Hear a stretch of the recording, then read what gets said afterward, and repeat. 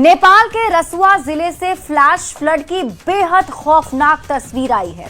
तेज बहाव के बीच घर, दुकानें और गाड़ियां बहती भी नजर आ रही है। बाढ़ की वजह से हाइड्रो पावर परियोजनाओं को भी नुकसान पहुंचा है और अचानक आई इस बाढ़ से नेपाल में जल प्रलय जैसी स्थिति बन गई है। सबसे पहले आप ये रिपोर्ट देखिए, फिर खबर तो समझिए।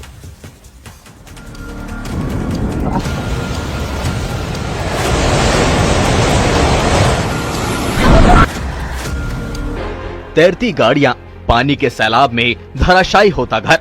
ये तस्वीरें नेपाल की हैं, जहां कुदरत का ऐसा कहर टूटा कि पानी नहीं, मौत का सैलाब सड़कों पर दौड़ पड़ा। दरअसल तिब्बत की सीमा से लगे इलाके में अचानक बाढ़ आ गई। बाढ़ का सैलाब रसुआ में दाखिल हुआ और कई घरों, गाड़ियों, सड़कों को साथ बहा ले गया। अब इन तस्वीरों को देखिए, जो जल प्रलय की गवाह हैं। तिब्बत की ओर से भोटेकोशी नदी में आई अचानक बाढ़ ने नेपाल के रसुआ जिले में भारी तबाही मचाई। टिमुरे बाजार, कस्टम क्षेत्र, 3 पुलिस चौकियां, कई गाड़ियां और हाइड्रो पावर प्रोजेक्ट बाढ़ में बह गए। पहली तस्वीर में देख सकते हैं कि सैलाब में पुल बह गया, तो वहीं दूसरी तस्वीर में हाइड्रो पावर प्लांट तबाह हो गया।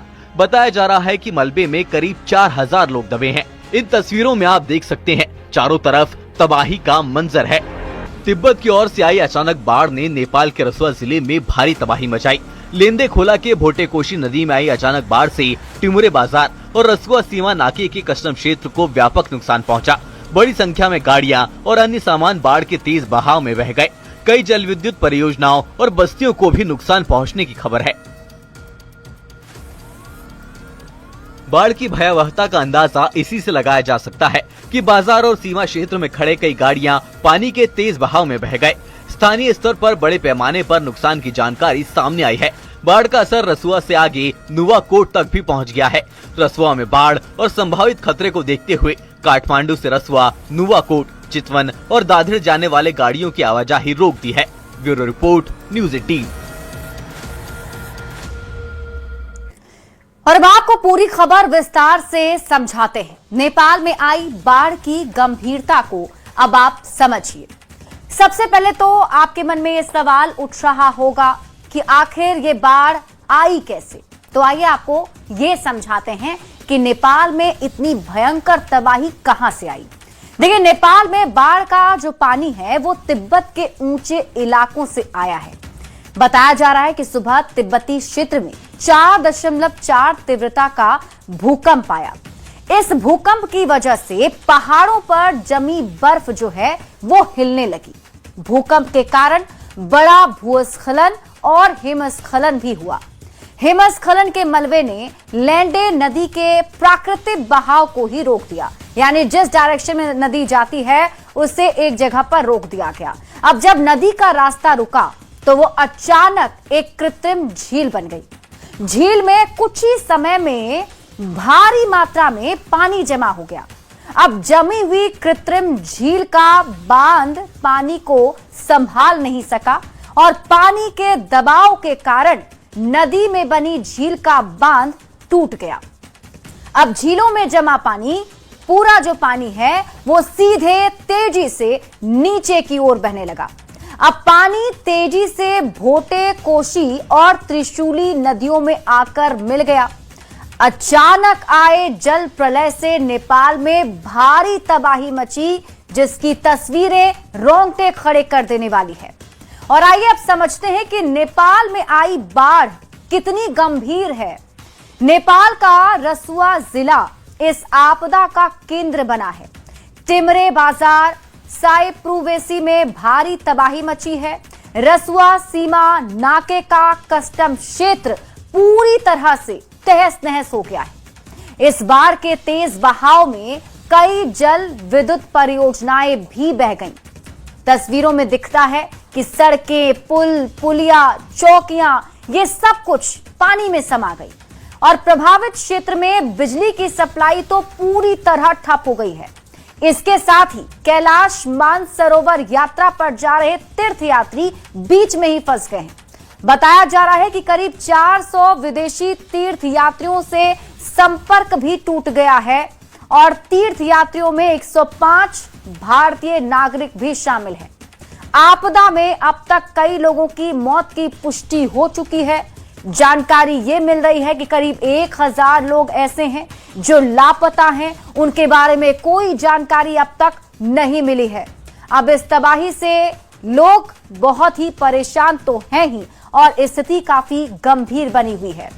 बढ़ते हैं आगे और अब बात अगली खबर की। नेपाल में अचानक आए जल प्रलय के बाद अब बिहार के सीमावर्ती और निचले इलाकों में भी तबाही और बाढ़ का खतरा मंडरा रहा है। ऐसे में बिहार सरकार ने पब्लिक से अपील करते हुए कहा है कि ऐसे हालात में आपको पैनिक नहीं होना है, बल्कि आपको सतर्क रहने की जरूरत है। वैसे नेपाल के सीमावर्ती इलाकों, खासकर गंडक और कोसी बेल्ट पर प्रशासन और आपदा प्रबंधन विभाग की टीम भी विशेष निगरानी कर रही है। ये रिपोर्ट देखिए, फिर खबर तो समझिए।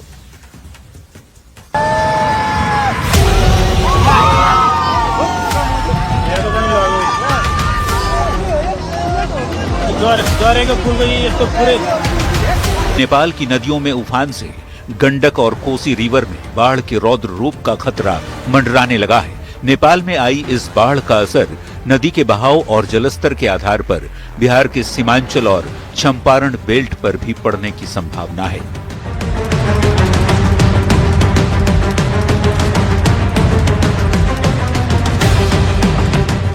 नेपाल के कोसी बैराज के पास होने के कारण सबसे ज्यादा खतरा कोसी और सीमांचल क्षेत्र में है, क्योंकि पहले पानी का दबाव यहीं बढ़ता है। इसके साथ ही गंडक और पश्चिमी क्षेत्र, जिसमें पश्चिम चंपारण के बगहा और वाल्मीकि नगर के साथ पूर्वी चंपारण के मोतिहारी और मुजफ्फरपुर का इलाका प्रभावित हो सकता है, तो वहीं बागमती और मध्य उत्तरी क्षेत्र के तहत शिवहर के पिपराही प्रखंड, सीतामढ़ी और मधुबनी जिलों में भी बाढ़ की आशंका जताई जा रही है। चंपारण, गोपालगंज, सारण, वैशाली के साथ ही सीमांचल के जिलों को अलर्ट मोड पर रखा गया है। एसडीआरएफ और एनडीआरएफ की टीमों को तैनात किया गया है। इस बीच राज्य सरकार की ओर से लोगों को घबराने की नहीं, बल्कि बाढ़ की स्थिति के लिए पूरी तरह तैयार रहने की अपील की गई है। प्रशासन की तरफ से जारी आधिकारिक सूचनाओं और निर्देशों का पालन करने के साथ ही अफवाहों पर ध्यान नहीं देने की भी सलाह दी गई है। रूह कंपा देने वाली नेपाल से आई तस्वीरों ने सचमुच बिहार के नदी किनारे बसे लोगों की चिंताएं बढ़ा दी, क्योंकि नेपाल से आ रहे भारी सैलाब की वजह से गंडक नदी का प्रवाह काफी तेज होता जा रहा है। ऐसे में विभाग और प्रशासन की टीमें बेहद सतर्क हैं। आपदा से उभर सके और सभी से मेरा अनुरोध होगा कि आप अपने बच्चों, खासकर छोटे बच्चों और माल गोरू का ध्यान रखेंगे। और अब आप पूरी खबर विस्तार से समझिए। नेपाल में बाढ़ का बिहार में क्या असर होगा, इसे हम आपको विस्तार से समझाते हैं। नेपाल में आई बाढ़ बिहार में भी भारी तबाही मचा सकती है, ऐसी आशंका जताई जा रही है। अब देखिए, बताया जा रहा है कि जो गंडक नदी के आसपास के क्षेत्र हैं, उसमें जल प्रलय का खतरा अभी से मंडराने लगा है। वाल्मीकि नगर गंडक बैराज के सभी 36 गेट खोल दिए गए हैं और संभावित बाढ़ के खतरे को देखते हुए गंडक और कोसी बेसिन के जिलों में हाई अलर्ट जारी किया गया है। अब आप ये भी समझिए कि किन किन जिलों में हाई अलर्ट जारी किया गया है, यानी कौन से ऐसे जिले हैं जहां सबसे ज्यादा खतरा है। तो बिहार के पश्चिम चंपारण के लोग पूर्वी चंपारण, सीतामढ़ी, मधुबनी, मुजफ्फरपुर, शिवहर और वैशाली के लोगों को ज्यादा सतर्क रहने की जरूरत है। अब आप ये समझिए कि बिहार में नेपाल का पानी इतना असर क्यों डालता है। तो देखिए, बिहार की 6 प्रमुख नदियां नेपाल के रास्ते से ही बिहार आती है। इन नदियों के क्या क्या नाम है वो भी जान लीजिए। इन नदियों में नाम शामिल है कोसी का, गंडक, बागमती, कमला बलान, बूढ़ी गंडक और महानंदा नदी। अब आप ये समझिए कि बिहार में नेपाल की ओर से बाढ़ कब कब आई, क्योंकि ऐसा पहली बार नहीं हुआ है जब नेपाल का पानी बिहार में प्रलय का कारण बनेगा। साल 2024 नेपाल में 60 घंटे लगातार बारिश होती रही और कोसी नदी का जलस्तर बिरपुर बैराज से भी ऊपर चला गया। 7 तटबंध टूटे और 16 जिलों की 9.90 लाख आबादी प्रभावित हुई। साल 2017 में नेपाल और सीमावर्ती इलाकों में बारिश से 5 जिलों में बाढ़ आ गए। साल 2012 में नेपाल के हनुमान नगर के पास स्थित पश्चिमी कोसी तटबंध में दरार आ गया। अब देखिए, पानी आ रहा है तो ऐसे में इसे रोकने से ज्यादा राहत और बचाव पर ध्यान देना ही पहली प्राथमिकता है और सरकार भी इसे लेकर लोगों से अपील कर रही है। किसी भी प्रकार की घबराहट या पैनिक की जरूरत नहीं है। प्रशासन पूरी तरह से सतर्क है, आपकी मदद के लिए तैयार है। सभी जरूरी संसाधनों और बचाव दलों को पहले से ही मौके पर तैयार किया गया है और आम नागरिकों से अपील की जा रही है कि आप घबराइए नहीं। संभावित बाढ़ की स्थिति के लिए पूरी तरह तैयार आपको भी रहना होगा। आधिकारिक सूचनाओं और निर्देशों का पालन लोगों को करना होगा और सबसे जरूरी बात इन क्षेत्रों के लोगों के लिए कि आपको अफवाह पर ध्यान नहीं देना है। सरकार ने पूरी तैयारी कर रखी है ताकि अगर ये आपदा आती भी है तो इससे निपटा जा सके। बढ़ते हैं आगे और बात अगली खबर की। नेपाल में बाढ़ से तबाही के बाद बिहार में दहशत और खौफ का माहौल है। बाढ़ के खतरे को देखते हुए बिहार में हाई अलर्ट जारी किया गया है। लोगों से माइकिंग कर सुरक्षित जगह पर जाने की अपील की जा रही है। सरकार किसी भी तरह के खतरे से निपटने के लिए तैयार दिख रही है। ये रिपोर्ट देखिए, फिर खबर तो समझिए।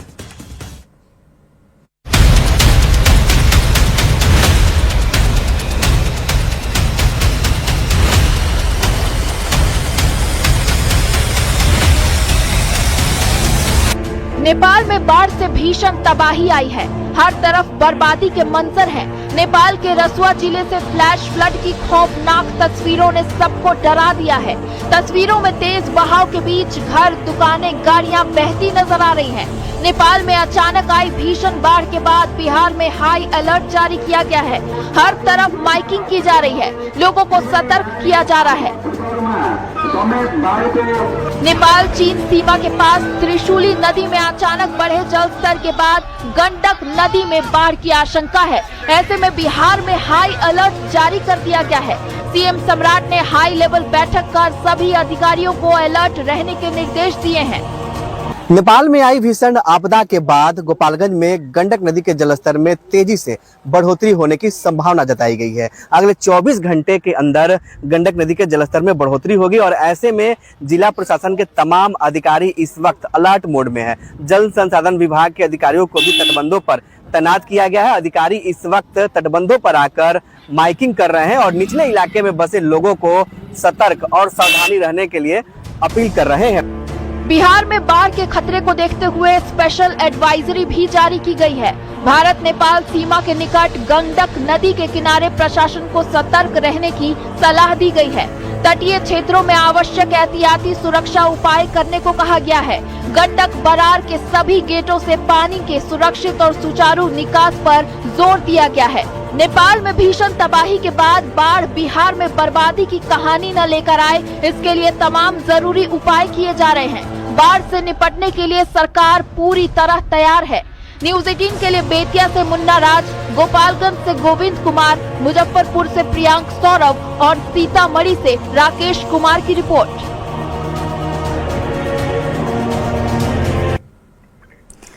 और अब आप पूरी खबर विस्तार से समझिए। संभावित बाढ़ को लेकर सरकार की क्या तैयारी है, ये हम आपको विस्तार से समझाते हैं। देखिए, नेपाल में जब भी बारिश होती है, बारिश हो, तबाही हो, उसका सीधा असर बिहार पर पड़ता है और खास तौर पर उन जिलों पर पड़ता है जिसकी सीमा नेपाल से सटी हुई है, जो बॉर्डर शेयर किया जाता है। तो नेपाल की बाढ़ को देखते हुए बिहार सरकार पहले से ही पूरी तरह सतर्क है, क्योंकि सरकार को पता है कि तबाही मच सकती है, इसलिए उसे कैसे रोका जाए इसकी तैयारी की गई है। इसके लिए क्या किया गया, तो लोक सेवक आवास पर सीएम सम्राट चौधरी ने आज खुद ही हाई लेवल बैठक की। इस हाई लेवल बैठक के जरिए सीएम ने खुद वहां के हालात की जानकारी ली कि ताजा स्थिति अभी क्या है और अगर वहां से पानी आता है, ये सैलाब आता है, तो क्या स्थिति बन सकती है। सीएम ने बिहार की पूरी मशीनरी को अभी से ही अलर्ट रहने के निर्देश दिए हैं, क्योंकि आज की रात भारी हो सकती है। इसके साथ ही जो तटबंध लगाए गए हैं, सभी तटबंधों की लगातार निगरानी करने को भी मुख्यमंत्री सम्राट चौधरी ने कह दिया है कि तटबंधों पर पूरी नजर रखी जाए। अब तटबंधों की मजबूती और सुरक्षा सुनिश्चित करने के निर्देश भी सीएम सम्राट ने अधिकारियों को दिए हैं। इसके साथ ही नाइट पेट्रोलिंग कराने का निर्देश भी दिया गया है। आज पूरी रात इन जगहों पर नाइट पेट्रोलिंग होती रहेगी ताकि स्थिति पर करीब से नजर बनाकर रखा जाए।